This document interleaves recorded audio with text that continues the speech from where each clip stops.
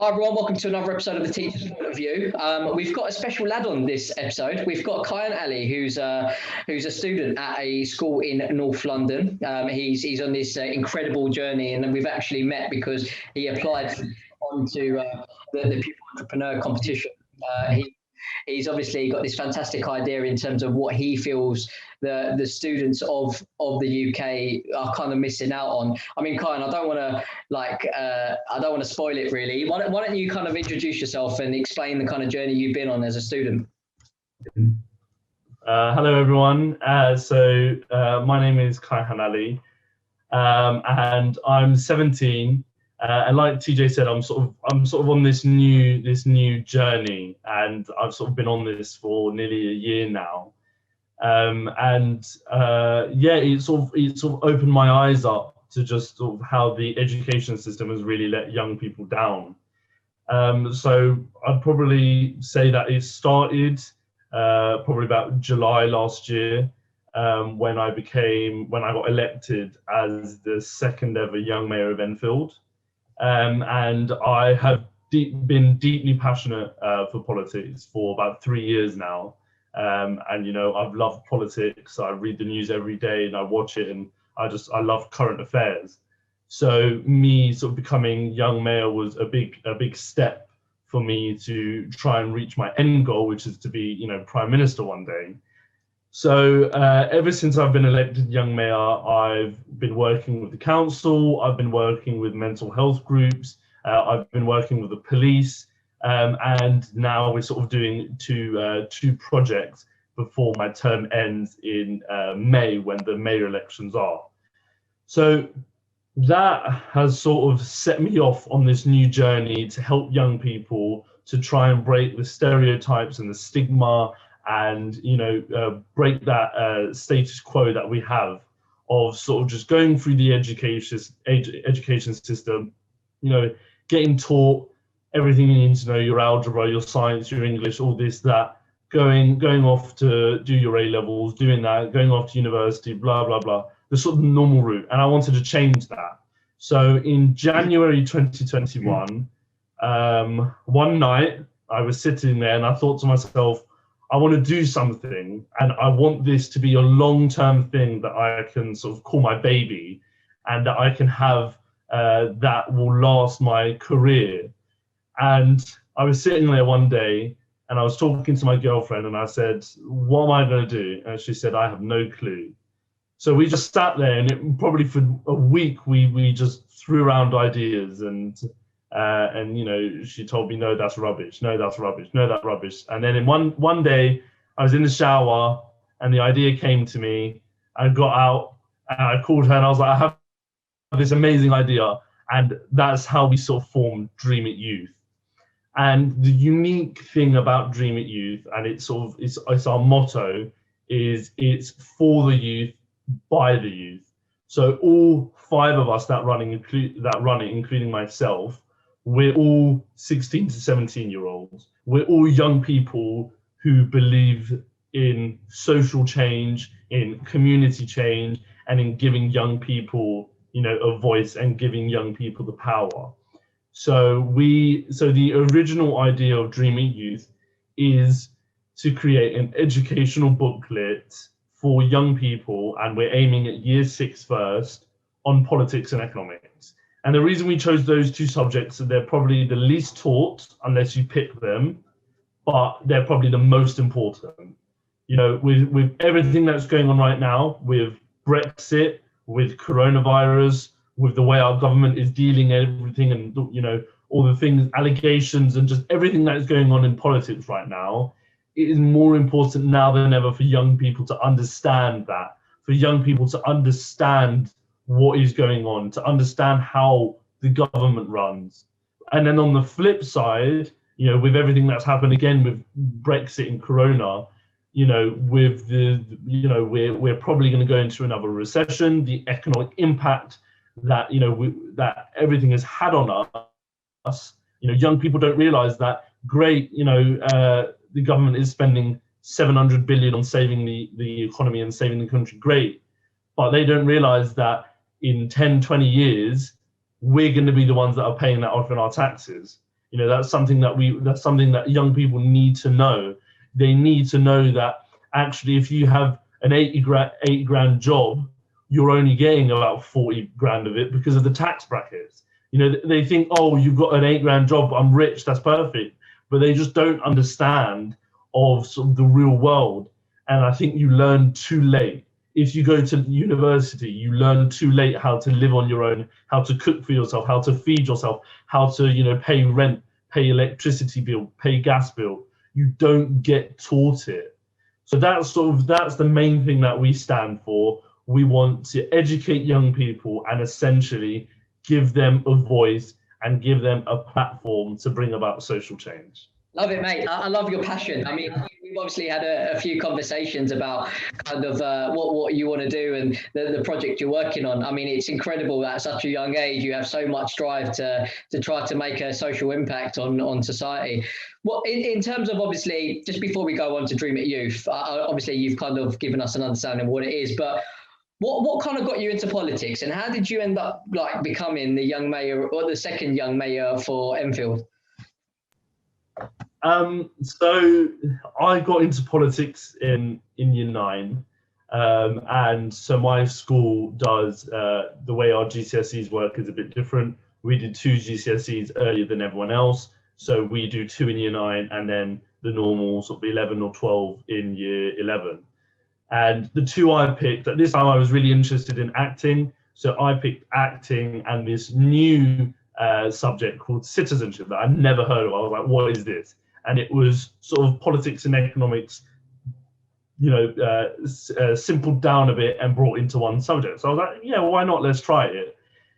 So unfortunately, drama GCSE was a shambles. I'm sure, you know, anyone who watches this that might be a young person that has done drama GCSE will understand how stressful it is. And I'm sure that all of my colleagues and everyone in my class can relate that how stressful it was. And it really put me off acting, and I sort of had to reevaluate what I wanted to do. And I thought to myself, is this really what I want to devote my life to? Because if I can't even do a year of it, how am I going to do a lifetime of this? So as I sort of pushed away drama more, I grew towards politics more. And you know, I really just got invested in current affairs and just, you know, the way politics was run, and you know, just with everything that was going on at that time as well. So I think Donald Trump was coming into power, and there was a lot of controversy. You know, the Brexit referendum had just happened, so there was a lot of things going on right now in politics, and I thought, you know, this is wrong. I want to change this. So I sort of got into politics to try and change this, to try give that young person.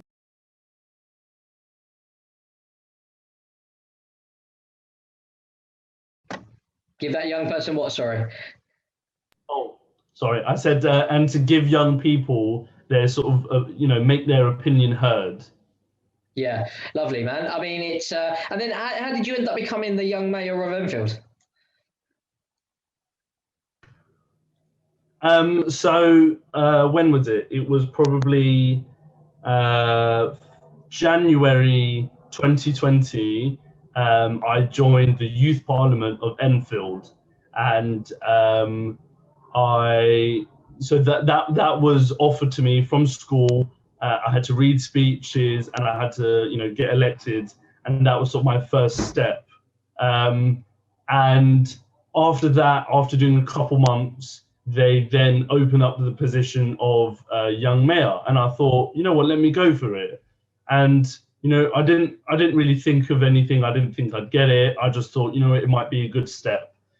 And you know, when they read the description, you'll be working with Enfield Council. You'll be, you know, your main responsibility will be, you know, being a championing voice for the young people. I thought, yeah, that sounds great. I'd love to do that. But actually, it was so much more than that. The contacts that it has sort of opened up to me. You know, I've met the superintendent of Met Police, the Edmonton Green Police Station. I've met a lot of people in the council. I've met the mayor, I've met, the leader of the council, I've met and spoken to lots of different councillors. So just sort of, when I started it and the months went on by, I realized that this was for me, that this position was for me, and that this would be that, that moment in my career that would allow me to, become a councillor or an MP and then work my way up to Prime Minister. So for me, it was that first sort of stepping stone of my first part of my political career to hopefully one day become Prime Minister of this country.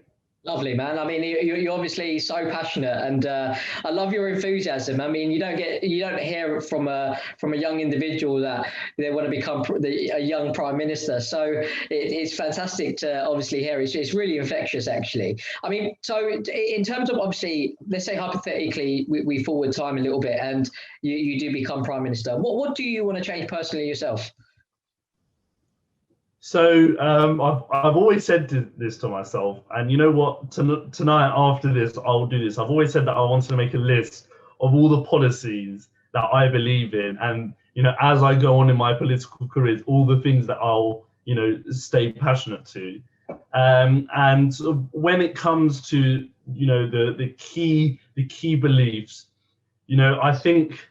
I believe in a lot of things that other people do, but I sort of believe in a more pragmatic, a more heads-on approach. So if we think about a couple key areas of interest that sort of politicians and political parties talk about, when it comes to the environment, I think that now it's time for every country in the world to put their differences aside and to work together. No matter who you are, no matter how rich your country is, how poor your country is, it's important right now for us to work together, because if we don't do anything, we're not going to have a planet to live on. And I'm all for renewable energy sources. I think that sort of governments say I'm not trying to say that any government is better than another, but governments try and say that they want to be a green country, and we've got this target of, I think, 2030 or 2040 now of becoming carbon neutral, but you just don't see it happening. So personally, my big things would be promoting those renewable energy sources. Even if they cost a lot, that's just something that we have to deal with. I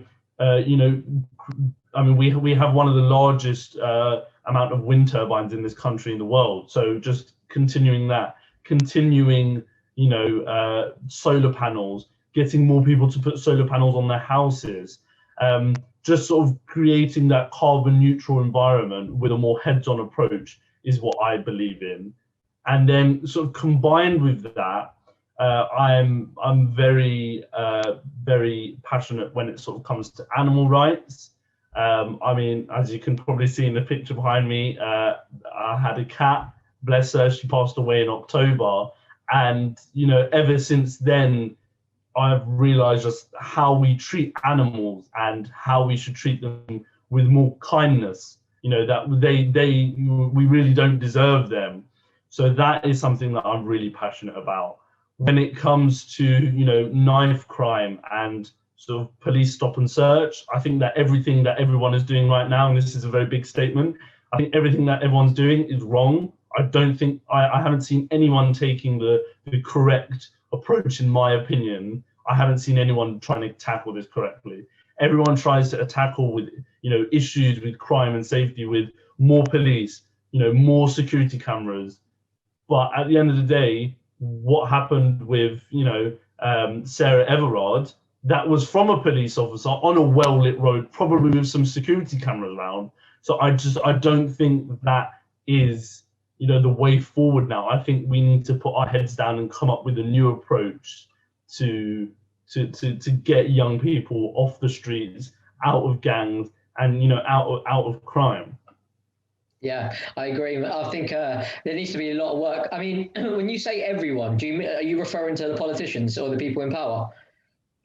Yeah. So obviously, I know there's a lot of charities. There's a lot of people out there that try and tackle knife crime. I know someone in Enfield. He sort of collects knives from people off the street. I don't know if you've probably heard of him, and he sort of gives it in exchange. He gives them, vouchers for game or for PlayStation or Xbox, and it's sort of a way for him to collect knives from people off the street. I'm all for that. That's amazing, and it clearly works. But when it comes to the politicians, when it comes to the education system, there is such a big flaw in that. And personally, the education system is the one that really lets young people down. I mean, I know that's what we're talking about now in terms of teaching us and setting us up for, our future life. But when it comes to, when it comes to, helping people and being that safe place for people to go to, because that's what school should be. It should be a place for young people to want to go there every day, not slug out of bed and think, oh, I have to go there. It should be somewhere where you're excited to go. You're excited to learn. You're excited to see your friends. But it's not a place. I mean, my school, for example, I'm not going to say their name, and I tried to not say anything bad about them. But my school, for example, we have such a brilliant, we're a performing arts school. We have such a brilliant room full of MacBooks, iMacs, professional studio equipment. We have professional recording equipment, all the software, and 24/7. That's closed to just the general students.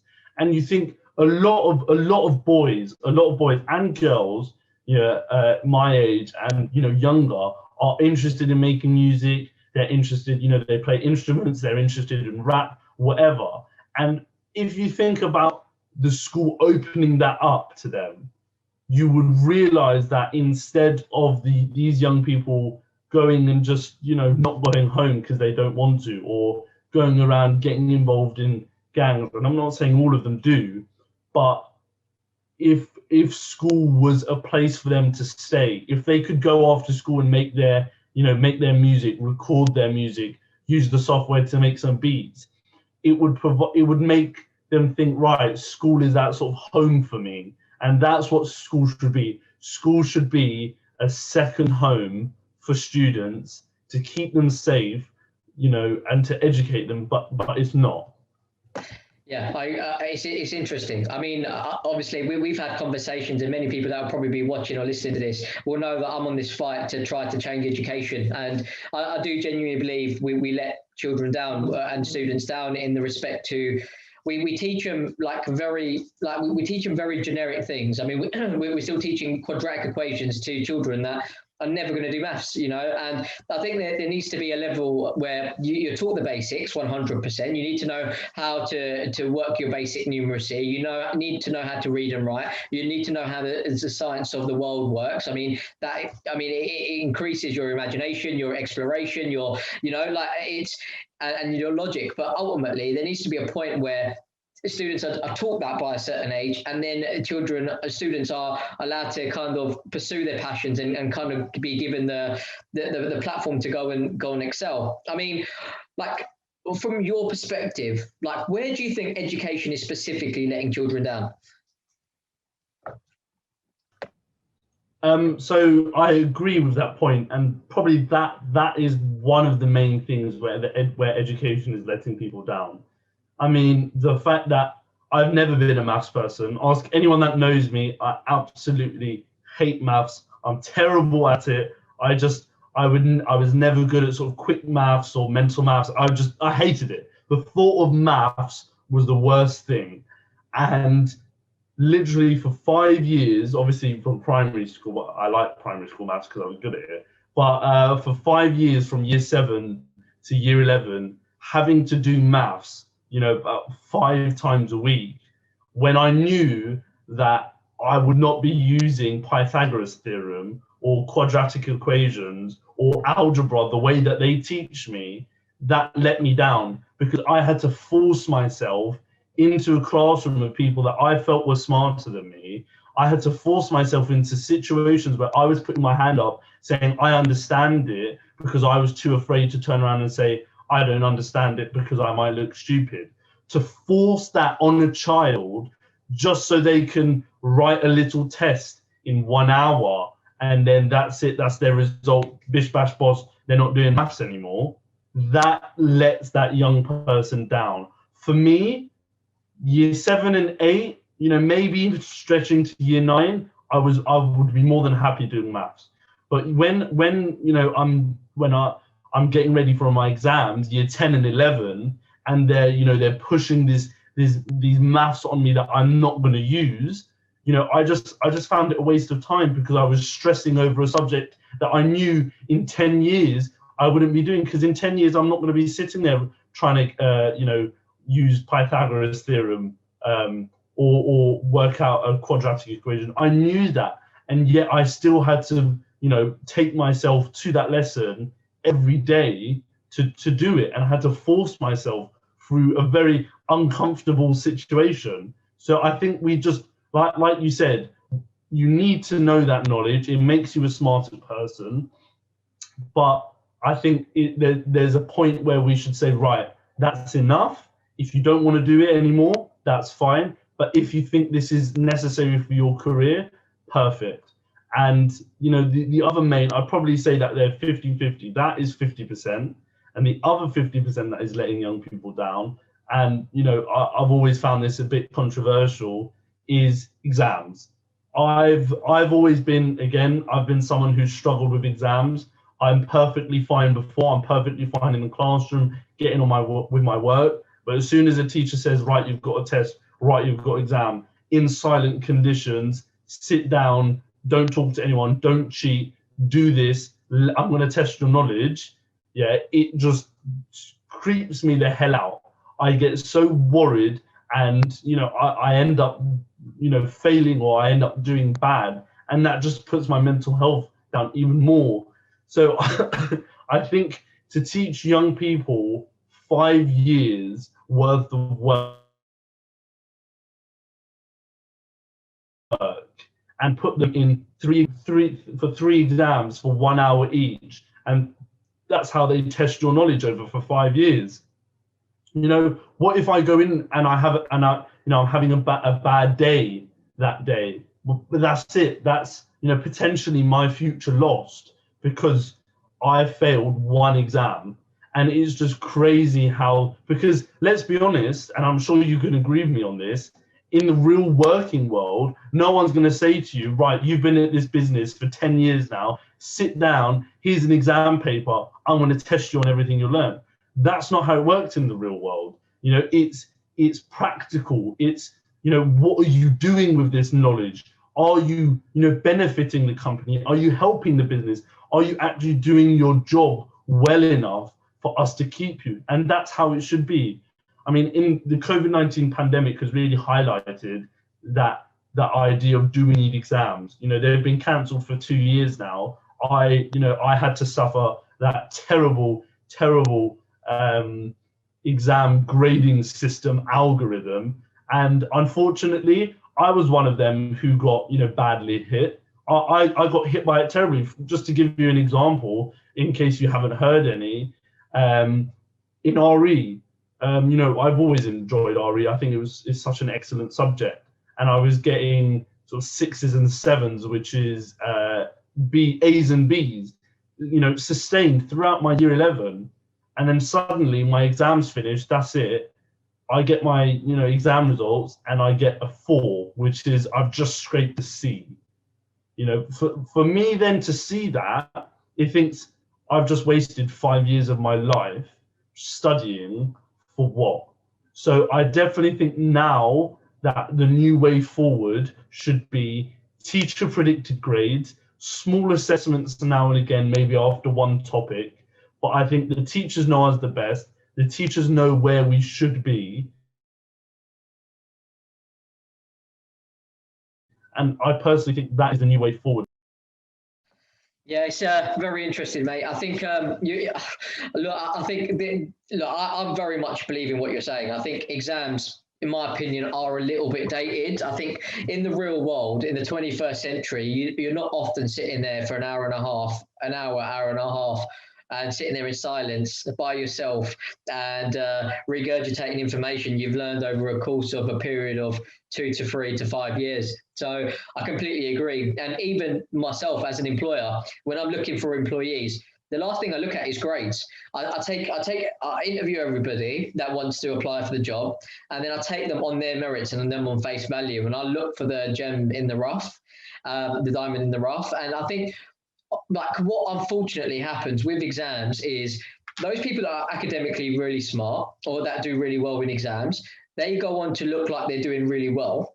But when it comes to using initiative, like being able to collaborate, being able to network with people, using presentation, like having good relationships, having compassion, understanding, love, like, you know, like those things aren't like tested in an exam, you know, and those are the things that we need in the 21st century. Like, we only need to look at the last 12 months to see how much the world has come together, you know, and with our click of our fingers, we can access people from all over the world, you know, and it's now about how do we create global citizens, and we don't, unfortunately, I don't think we can do that through an exam. We can't test that through an exam. So, I mean, I know what you're saying about the teacher predicted grades. I think the only drawback to that, and what people say is the con to that, is there might be some bias, you know, and that, unfortunately, as human beings, there is a level of inconsistency that could be formed out of, like, what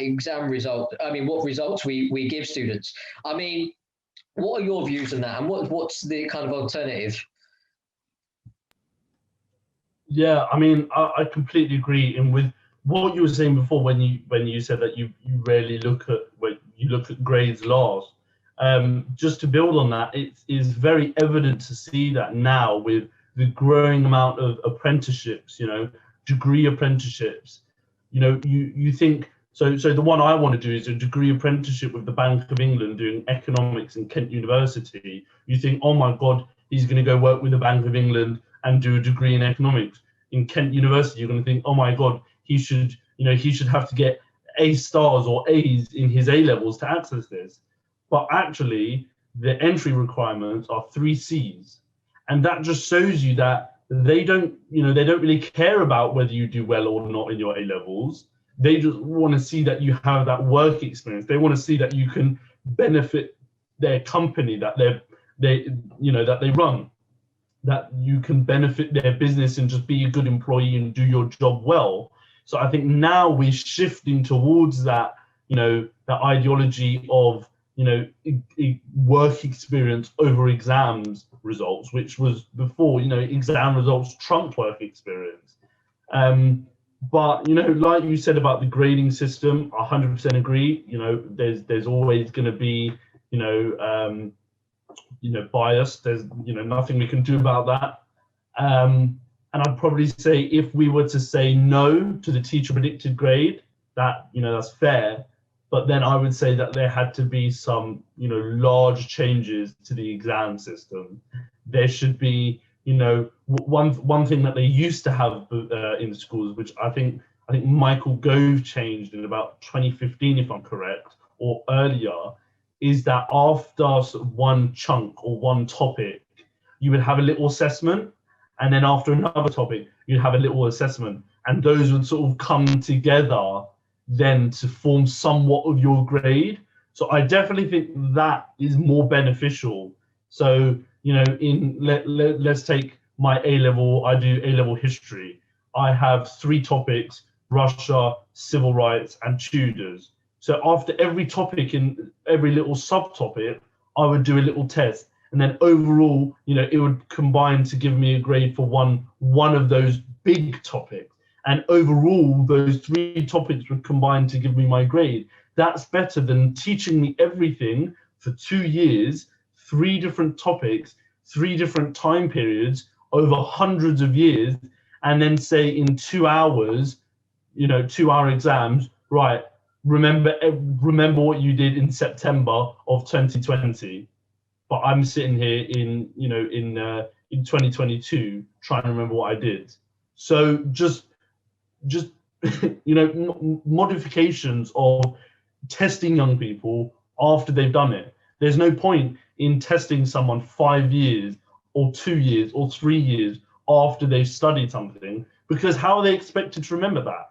If we do testing like that, It's not testing your intelligence. It's not testing how smart you are. It's not testing how good you are at the subject. It's testing how good of a memory you have. And unfortunately, if you don't have a good memory, then tough luck, you're going to get bad grades. That's what the education system is like now.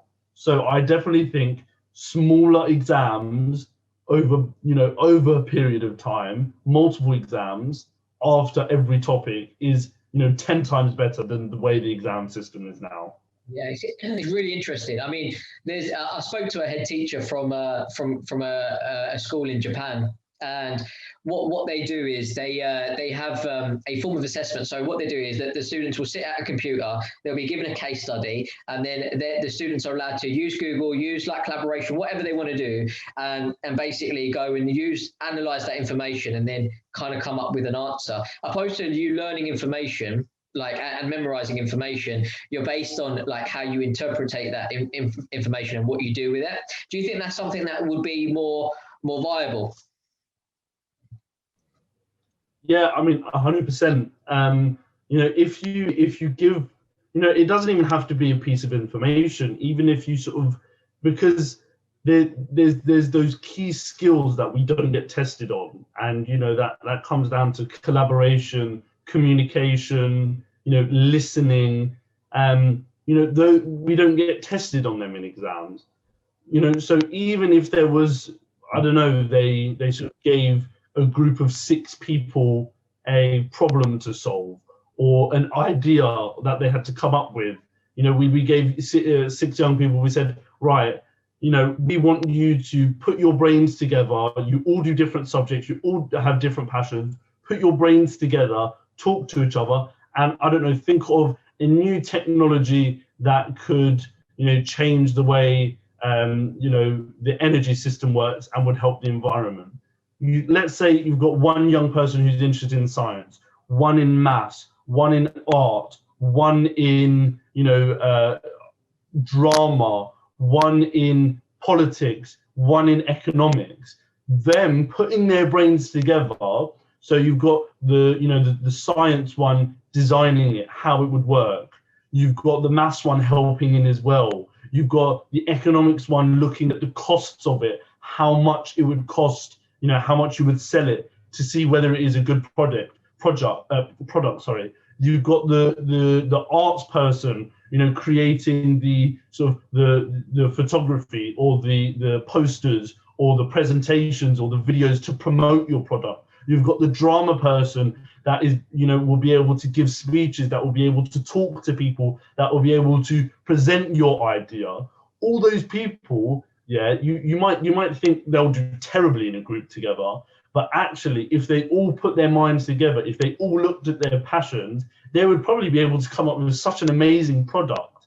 And that would show, can this person collaborate? Can this person listen? Can this person, work with other people and, be a good team member? Because at the end of the day, when you get put into an office and you're working, you're not going to sit there at your desk by yourself doing your work all the time. You're going to have to go to meetings. You're going to have to talk to people. You're going to have to interact with people every day in your life. No matter what job you do, you're going to have to interact with people. So even something like that is testing those core skills, those core transferable skills that young people need, if we can test them rather than testing our memory, that's 10 times better. Yeah, it's interesting, because I mean, I know that in school they still teach. You still get taught of Muslim at GCSE English? I mean, I got taught that when I was at school 13 years ago, 14 years ago. So, 15 years ago. So you can see that not much has changed, but the world around us has changed so much, and it's about now incorporating the 21st century. I mean, look, we don't want to lose the British values. We don't want to lose the British culture in terms of what we teach children. I mean, like, I understand the importance of Shakespeare, but then but what the problem is, we don't want to lose those British values, but then we expect children or students to turn 18 and go vote, without actually teaching them any politics. So, I mean, there's got to be a compromise in some respects, right? I mean, what we don't want to end up doing is dragging out the day, giving you longer days and trying to teach you more stuff, which it seems to be kind of what's happening in certain schools. What we need to do is really kind of hone in on what is going to really help a student find their passion, find their niche, and helping them excel at what they're really passionate about, you know? And I mean, I think there's a level of basics that you need to be taught in terms of politics and economics 100%, you know? I think learning how the economy works, certain decisions, how interest rates are going to affect you, how to save up for a mortgage, that financial literacy, that's just not taught. But then we teach so many generic subjects, and all we're doing is creating a workforce of generalists instead of creating a workforce of specialists.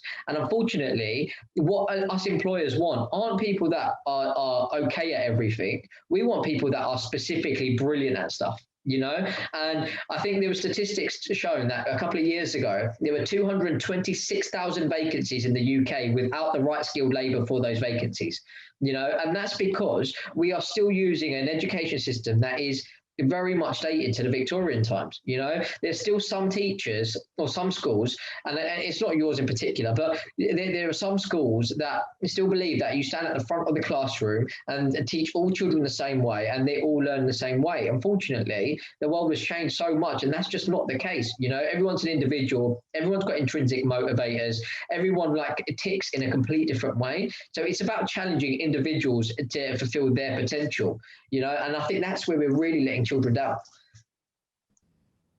Yeah, I mean, I completely agree with you. And it is sort of like the education system is just making robots that get the taught thing to do the same, to do everything the same. And you know, when you mentioned, you know, British values and British society, you know, we don't get taught that, purely because we get taught about the old English society of English people, because British society now isn't just English people, is Asian people, African people, you know, American people, you know, anyone from anywhere. That is British culture, and you don't get taught that. In English, you get taught about, you know, you get taught about a couple poets from, I think you do a poet from a black person's point of view, you do, I think, one person, a Japanese person, you get a couple ethnic minorities, but everyone else is an old white English person.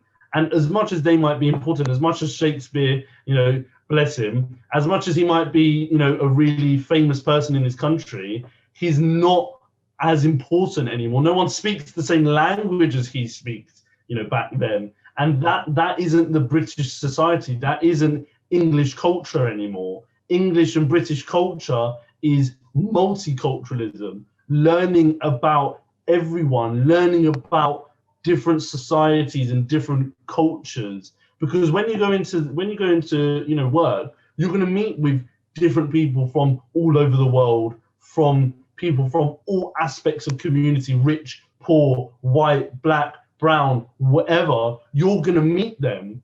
But unfortunately, we still have that stereotype in our education system. I mean, we supposedly have Black History Month, but yet we don't get taught anything. We have one little assembly, you know, on some famous black people, but they deserve more. You know, Martin Luther King deserves more than one little half-an-hour assembly about how he just casually, you know, brought down the whole racism system in America. Oh, that's just something that we just say, oh yeah, he did that, just let you know. No, they deserve more than that. They, you know, we deserve to understand how all of the people, all of the country from the British Empire, how they actually helped Britain, how they actually contributed. I mean, you know, you learn a brief part in history about the British Empire, not really a lot, but you know, you don't get taught about those countries. You don't get taught about all the things that the British people learned from the Indian culture, from the black culture, from the Australian culture. You don't get taught that black people after World War II helped rebuild this country. Yeah, and then you don't get taught these things, but when you flick on the news, you see the Windrush scandal. You see people like Priti Patel, who is Asian herself, but doesn't believe in immigration. You see a party in power that wants to, kick out immigrants. You see a continent that you live in, Europe, the richest continent in the world. You see them, and you see that they are the ones that take the least refugees.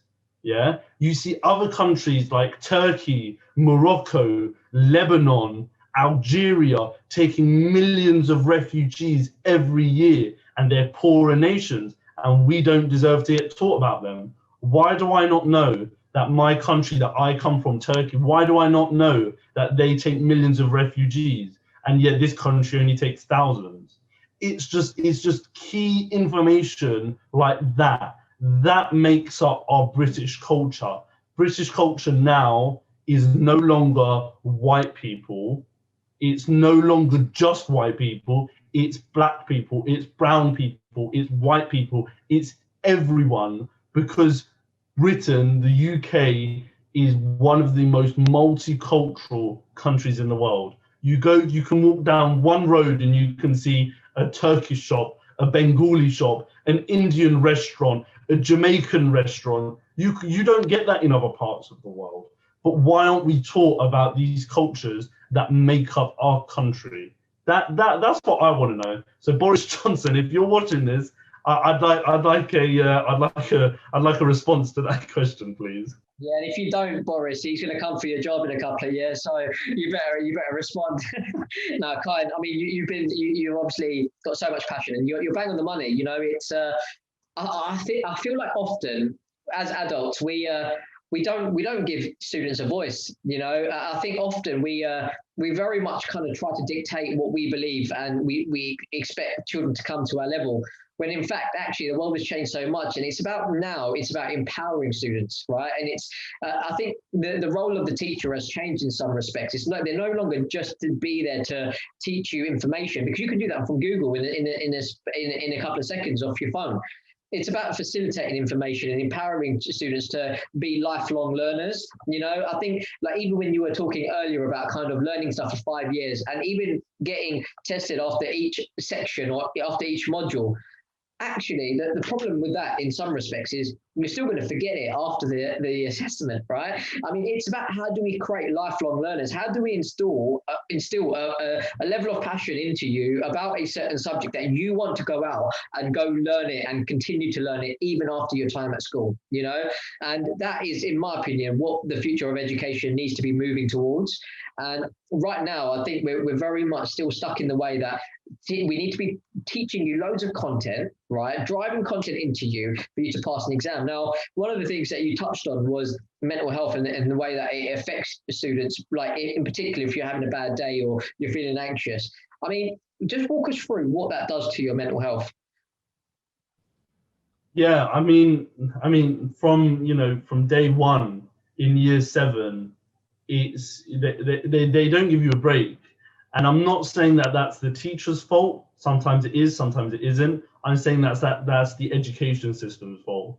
So from year 7, day 1, when you get there, you meet all your new friends, you're excited. And what do? They straight away split you up, sets. You're smart, you're a bit less smart, you're right, you're dumb. And that's the truth. As much as we don't want to believe that that's how they do it, as much as we want to think, oh, let's put these lot and we'll give them extra support, that's not how it works. It's you're smart on this side, you're dumb on this side. I don't care about you because I don't see potential. I do, and I see potential in you. And that puts a strain on your mental health. I was always sort of in the middle set 2. So set 1 is the highest. I was always in set 2 and I worked my way up to be in set 1 for everything but maths. But I'm glad I wasn't in set 1 for maths. But just having a set and a number, that word, having that, you speak to someone and they say, oh, I'm in set 4. You go, oh, you're in set 4. Oh, I understand. And immediately you judge that person. But then it's the same for set 1. You think, oh, you're set 1. You know everything. You're so smart. You shouldn't struggle with anything. So from day 1 in year 7, that mental health is already going downhill. But it's all right because, you get a few trips and, year 7 isn't where the stress kicks in. You carry on year 8. For my school, year 9, that's when the stress hits, because that's when you start your GCSEs. That's when there's no more trips, there's no more fun, there's no more compassion, there's no more comparing, there's no more caring about who you are or how your life is going. It's content, content, content, exam, exam, exam. And that's all they care about. And I'm not trying to diss my school at all. You know, they have their good things, they have a lot of bad things, but they don't care about the students. And I'm gonna come out and say this, and I hope you don't mind me being brutally honest. And I'm sure a lot more young people can understand and relate to this.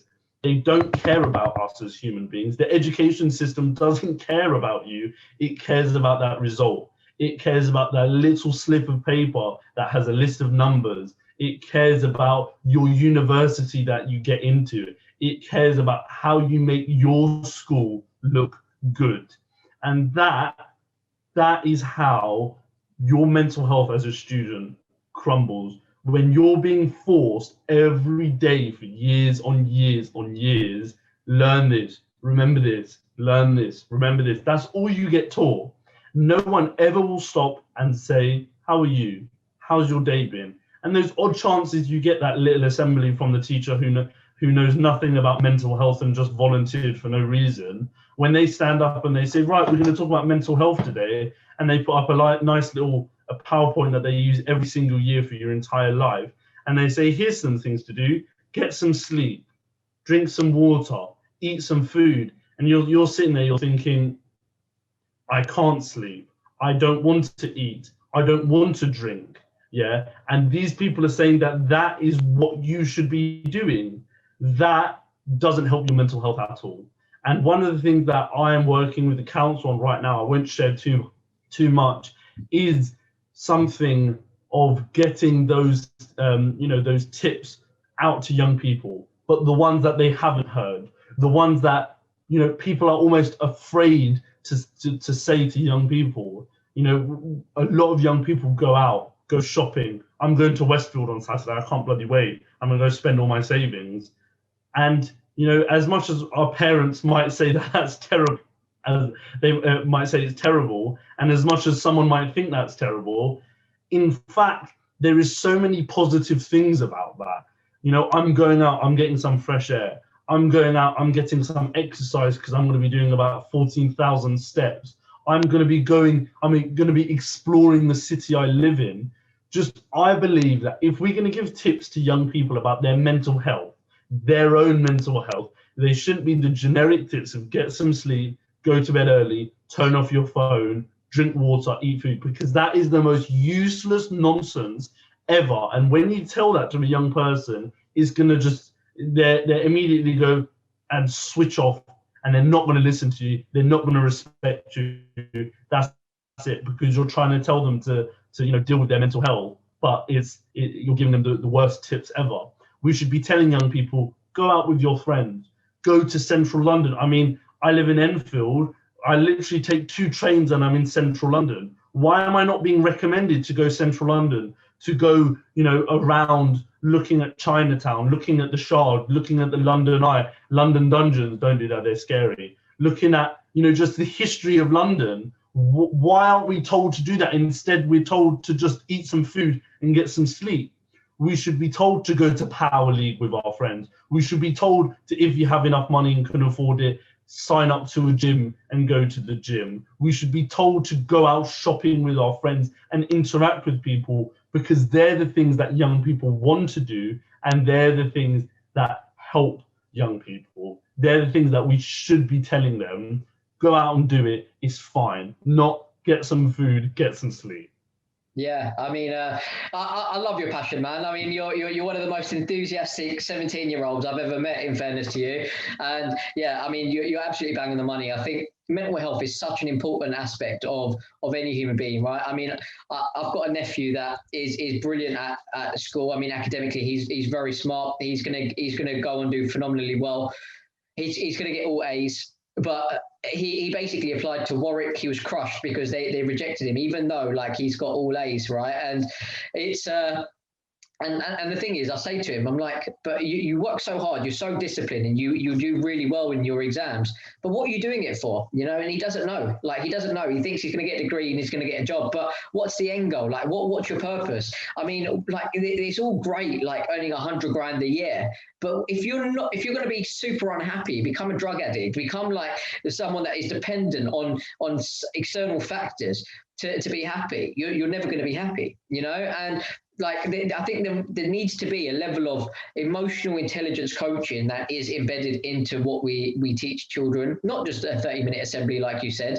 Like, it needs to be embedded into the curriculum and normalized, because I think in some schools you have counselors, which is great. But the problem is, if you're already like sort of separated from a group of peers, and you go to see a counsellor, you're almost going to be ostracized for that, you know, and it's going to be as if there's something wrong with you, when actually everyone goes through mental health issues, you know, everyone goes through anxiety. It's about how do you learn to deal with it, you know. I mean, I go through my own mental health, and I have to sometimes genuinely sit there for 10 to 15 minutes, coaching myself, showing myself gratitude for the things that are positive in my life. I have to like really say, look, TJ, it's absolutely okay for you to feel this way. You're a human being. You know, and it's about not trying to run away from the way that you feel, but just be almost embracing it. And actually, you know what, it's okay. Like, there'll be another day, like tomorrow will be another day, you know. And it's about how can we install that level of emotional coaching into children so that they can coach themselves when they're feeling in difficult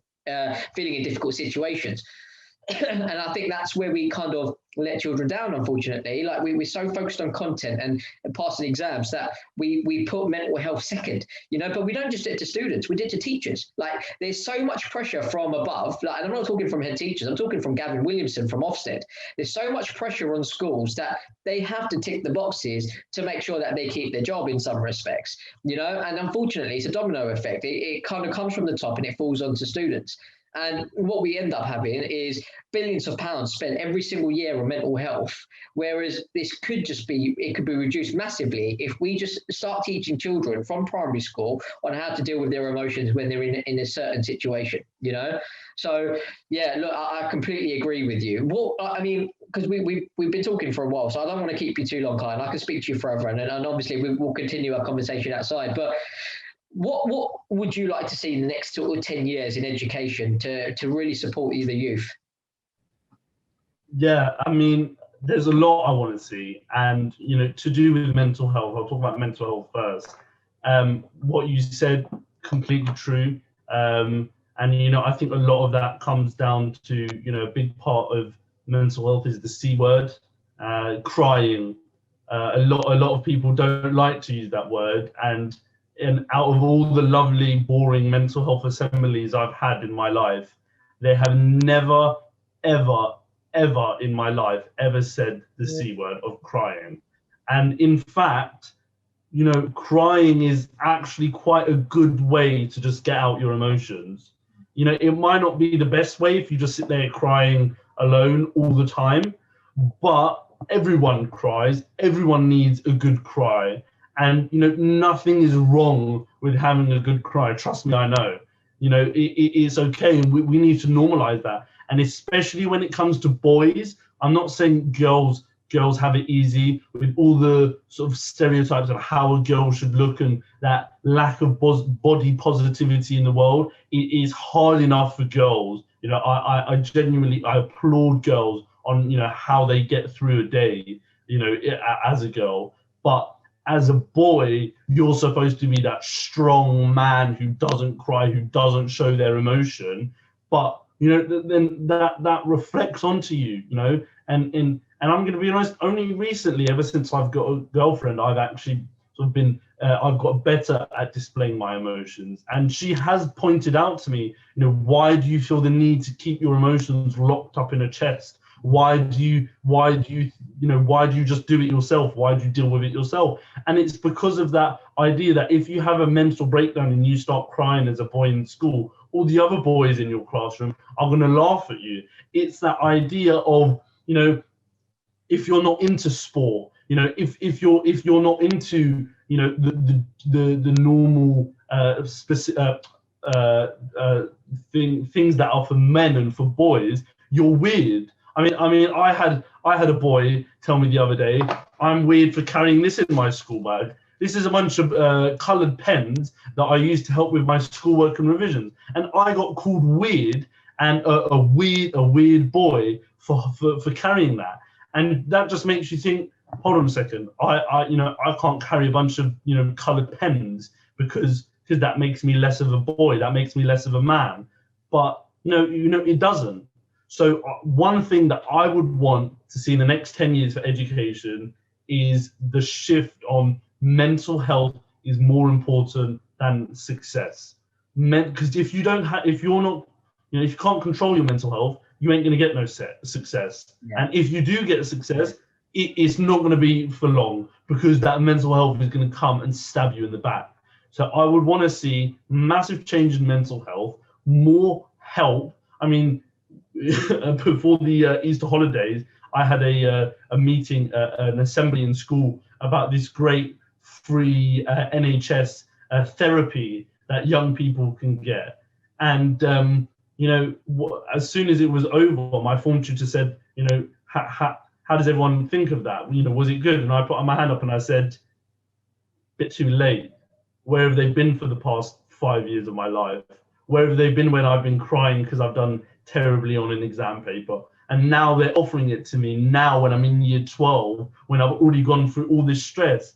And so it's like you said, it's about getting them when they're young. It's about, making young people in year 4, in year 3, in year 2, in whatever year, understanding it's okay to be upset. It's okay to cry. It's okay to go and talk to someone about how you're feeling. That is what I want to see.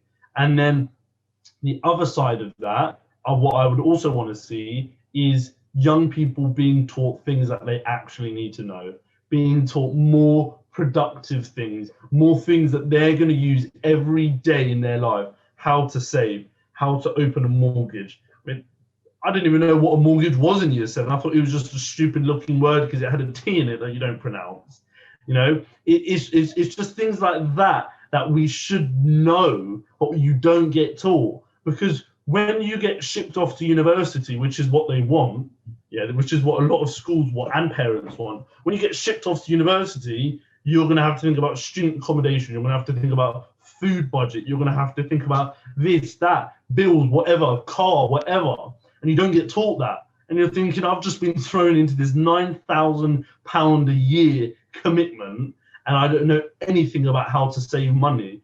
I've had to rely on my parents. But sometimes, some people don't have those parents to rely on. They don't have those family members to teach them this core knowledge.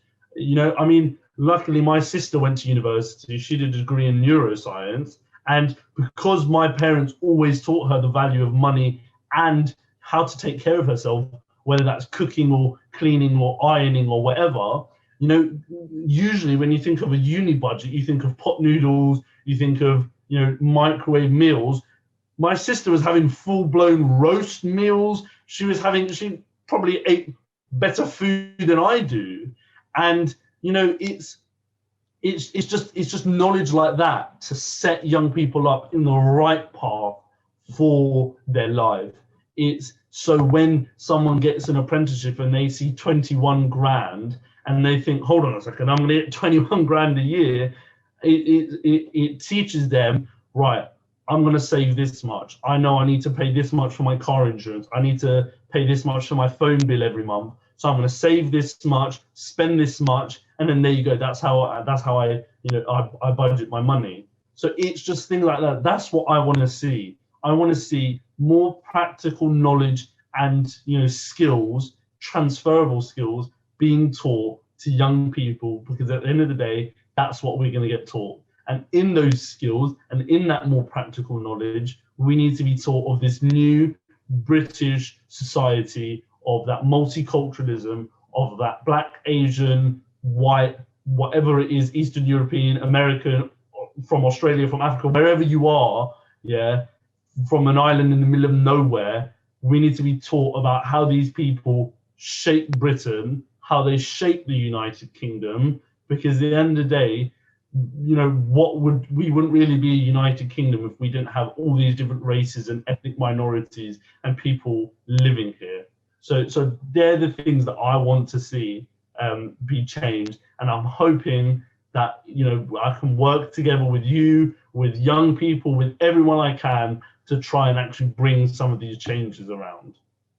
Fantastic, mate. I mean, you're bang on the money. I love what you've just said, and I love what you've spoken about over this last hour. So, Kayhan, look, it's been an absolute pleasure. I really hope people listen to you. I mean, you know, like it's so important that we give the youth of today a voice, and I think you're a fantastic ambassador of the youth today, and you talk a lot of sense. So, yeah, look, let's just keep up the good work, and I think you've got a really bright future. And yeah, thanks for everyone that's watching and listening. I hope you enjoyed it, and hope you take a lot of nuggets from what Kayhan said, because as for someone so young, obviously he's got his head pretty screwed on, you know, and he's obviously experienced it firsthand over the last 5 years of what it means to be a student and the actual pressures that students face.